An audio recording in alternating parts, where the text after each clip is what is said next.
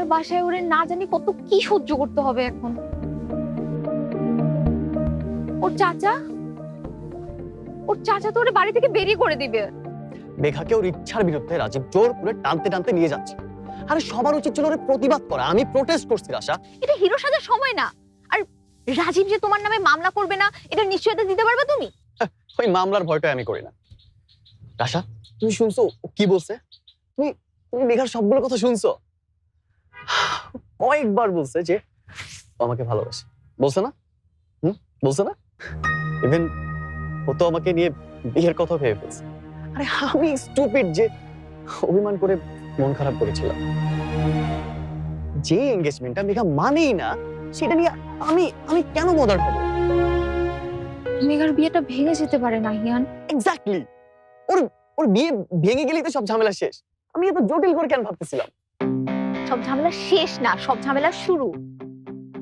আর আর তুমি যে এত খুশি হইতেছো, আজকে যদি এই ঘটনার কারণে মেঘার এই বিয়েটা ভেঙে যায় আর মেঘা সহ মেঘার মায়ের বাড়ি থেকে বের করে দেয়, এটার জন্য দায় থাকবে কি জানো? তুমি। তখন কি তুমি ওদের দায়িত্ব নিতে পারবা?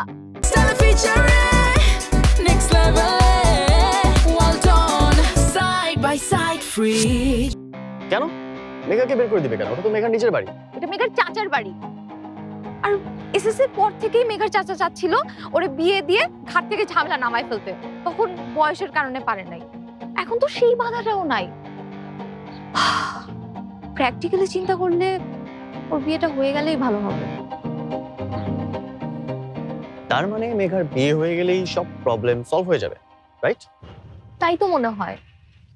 নাইলে ওর চাচা এটা নিয়ে এত বেশি সিরিয়াস হইতো না। ওকে, চলো। কোথায়?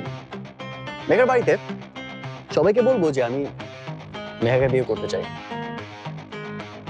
মেঘার দায়িত্ব নিতে চাই। Nahiyan, are you? Yeah, I'm serious. চলো।